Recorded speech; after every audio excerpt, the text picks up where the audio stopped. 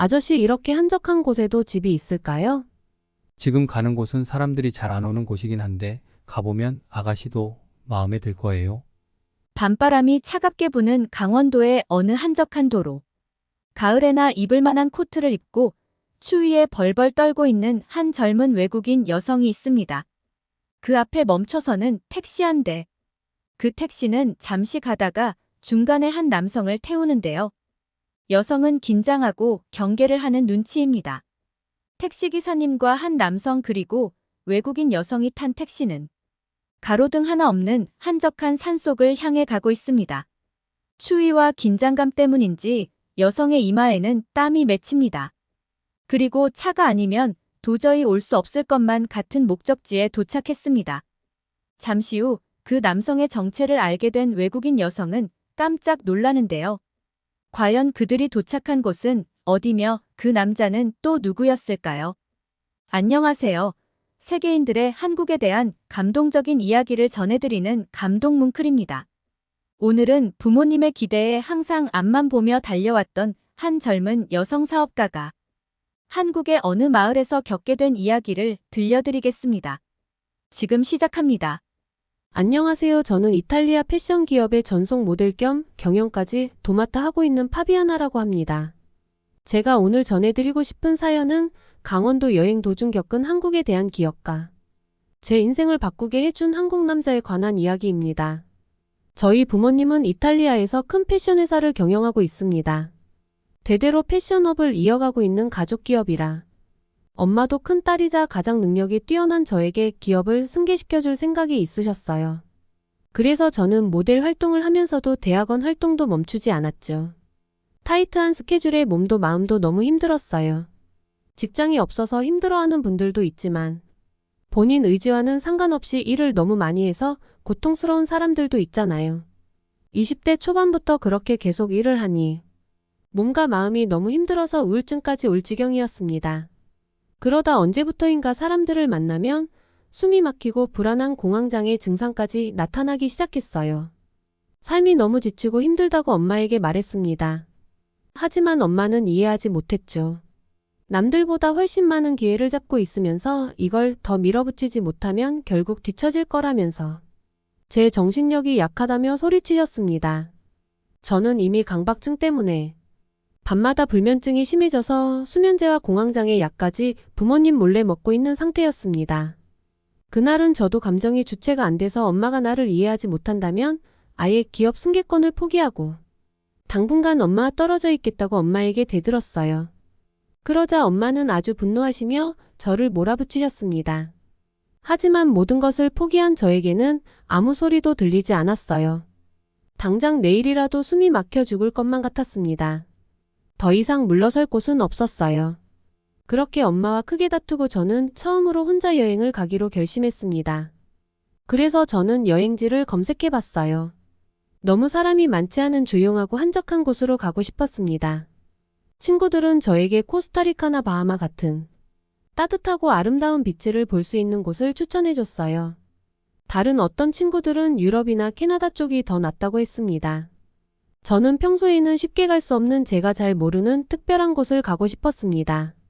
그러던 중 저와 함께 근무하는 한국인 직원이 한국의 특별한 곳을 소개해준다고 했습니다. 놀기 좋고 안전한 서울, 멋진 바다를 볼 수 있는 부산. 인터넷으로 검색하면 쉽게 나오는 그런 곳이 아닐까 생각했습니다. 그런데 한국인 직원이 추천해준 곳은 사람도 많고 볼거리도 많은 도시가 아니었죠. 바로 한국의 강원도였어요. 한 번도 들어보지 못한 곳이었습니다. 대부분의 외국인은 한국 여행을 생각할 때 서울을 잘 벗어나지 않거든요. 서울만 해도 볼거리가 아주 많아서 여행을 가면 다 못 보고 올 정도라고 했습니다. 강원도는 처음 들어보는 지역이라 저는 오히려 호기심이 생겼습니다. 그래서 일단 가보면 되지 않을까 하고 생각을 했죠. 엄마와는 사이가 아직 좋지 않아 아빠에게 대신 전해달라고 부탁을 하고 한국행 비행기를 탔습니다. 북적거리는 인천공항을 지나 고속버스를 타고 강릉으로 향했어요. 역시 미리 검색해본 것처럼 한국은 고속버스나 지하철과 같은 교통수단이 잘 되어 있었습니다. 찾기 쉬운 안내판과 친절한 한국인들의 도움으로 쉽게 강릉까지 갈 수 있었어요. 강릉의 첫인상은 시끄럽지도 그렇다고 너무 한산하지도 않은 분위기였습니다. 바다를 보니 마음이 뻥 뚫리는 것 같았습니다. 제가 바라던 대로였어요. 그런데 문제는 바다 옆인 것을 생각 못하고 제가 너무 옷을 얇게 입었던 것이었죠. 하필이면 그날 날씨가 그렇게 추울 줄도 몰랐고 더욱이 눈까지 올 줄도 몰랐거든요. 주위에 마땅한 옷을 살 곳도 보이지 않았어요.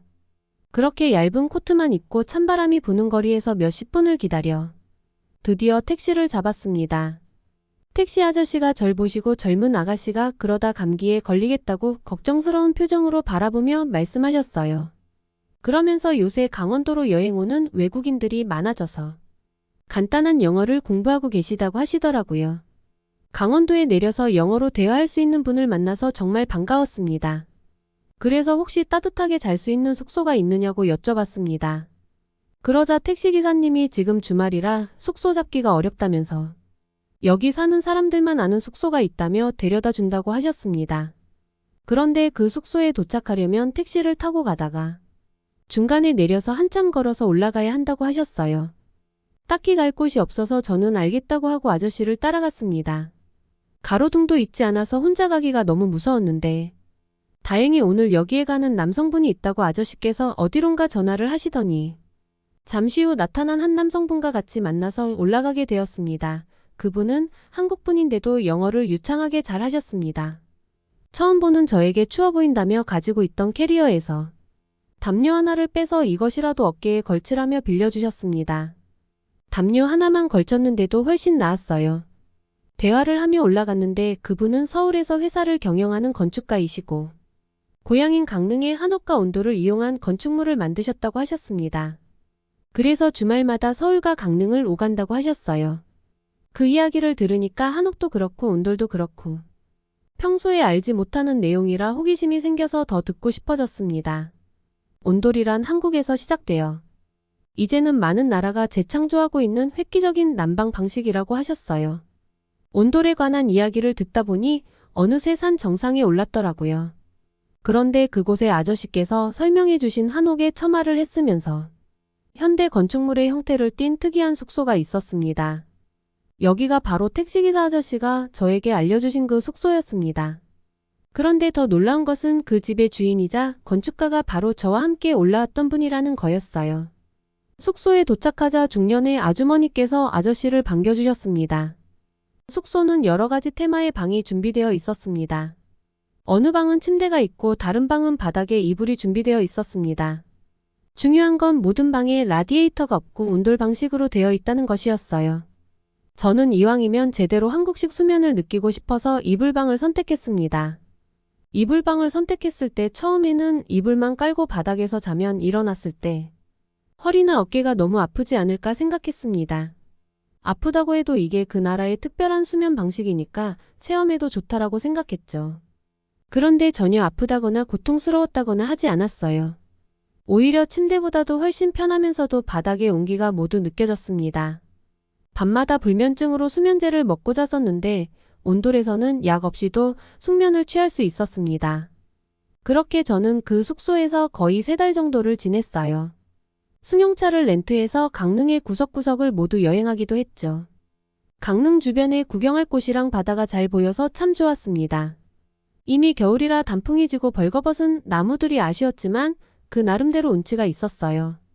새소리와 함께 평화롭고 고요한 산의 경치를 보고 있자니 저도 모르게 마음이 편안해졌어요. 옆에서 같이 산책하던 분이 하는 말이 한국은 차나버스를 타고 조금만 이동해도 산이 있고 시골은 더욱이 뒷산이 흔하다고 했어요. 이런 이국적인 풍경을 가진 곳으로 한국인들은 여행을 자주 올 수 있다니 부럽더군요. 저는 투숙했던 사람들과 파티도 즐기고 같이 모닥불도 피우며 정말 즐겁게 지냈어요.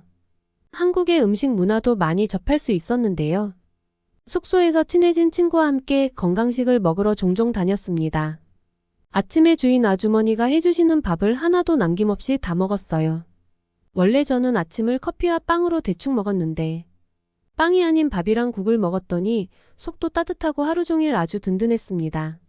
그 중에서도 가장 맛있었던 건 아주머니께서 모든 반찬과 나물을 넣어서 만들어주신 비빔밥이었어요.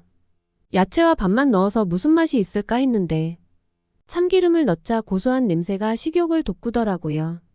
집주인이자 건축가인 분하고도 여러 이야기를 나눴는데 제가 여기 숙소에서 느낀 바를 그대로 말씀드렸죠. 그러다 보니 고향에 계신 부모님 생각이 났습니다. 부모님에게도 제가 느낀 편안함과 신기한 경험을 시켜드리고 싶더라고요. 그렇게 생각을 하다 보니 한옥온돌 숙소가 미국이나 유럽 사람들에게 너무 잘 통할 것 같은 느낌이 들었어요.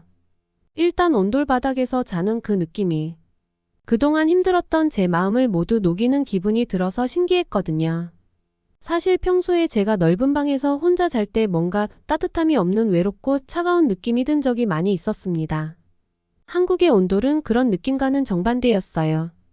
그래서 제가 사업 계획을 짜서 미국에서 선보이고 싶다고 제안했습니다. 이분도 본인 건축물의 진가를 알아봐줘서 고맙다며 새로운 도전을 해보는 것도 좋을 것 같다고 하셨어요. 그렇게 몇 년을 철저히 준비하고 미국 투자회사의 사업 계획을 발표했는데 투자 결정권자가 너무나 마음에 들어 있습니다. 이런 한국적인 느낌의 사업에 투자하고 싶었다며 한국에 굉장한 호감이 있어 보였죠. 지금 미국은 한국 문화와 관련된 사업이 활발한 상태라고 했습니다. 한국인이 아닌 다른 나라의 사람도 한식당을 열고 있는 그야말로 한국 문화의 전성기라고 해도 좋은 상황이라고 했어요. 우리는 이런 전성기를 타고 꽤 좋은 시작을 거뒀습니다. 미국에서 퓨전 한옥 호텔로 객실은 항상 풀북이었어요. 서양에서도 이것이 통한다는 것을 알게 된 저는 좀 더 사업을 확장해야겠다는 생각이 들었습니다. 실제로 건축을 할 때 온돌 기술을 접목하는 시공을 하는 것이었습니다. 현재 수요는 넘치고 문의가 계속 들어오는 상황이에요. 함께할 투자자와 시공업체들과의 조율만을 남겨두고 있습니다. 상황이 이렇게 되자 엄마는 패션 사업은 어떻게 같이 할 건지 물어보셨는데 일단은 제가 좋아하는 일은 하겠다고 당당하게 말씀드렸어요. 제가 좋아하는 일을 하니 하루 종일 전념해도 전혀 힘들지 않더라고요. 한국에서의 경험이 제 인생 전부를 바꿔놓았습니다. 최근에는 엄마가 은퇴하면서 저에게 패션 사업을 물려주셨고 2가지 일을 병행하고 있습니다. 하는 일은 많아졌지만 그래도 마음은 너무 행복하더라고요. 이제 진짜 내 삶의 주인이 된 것 같았어요. K-팝 스타들을 저희 대표 모델로 기용해서 유럽 시장과 아시아 시장을 겨냥하니 지금은 패션 사업이 더욱 잘 되고 있습니다. 엄마는 제가 이렇게 사업을 잘할 줄은 생각도 못 하셨대요. 이게 다 한국 여행에서 얻은 경험과 영감 덕분이라 생각하고 있습니다. 여러분도 본인이 사랑하고 좋아하는 일을 하셨으면 좋겠습니다. 긴 사연 들어주셔서 감사합니다. 아참, 그리고 꼭 감사드려야 할 분이 있어요. 그날 그 특별한 숙소로 데려가 주신 택시기사분께 감사했다고 말씀드리고 싶습니다.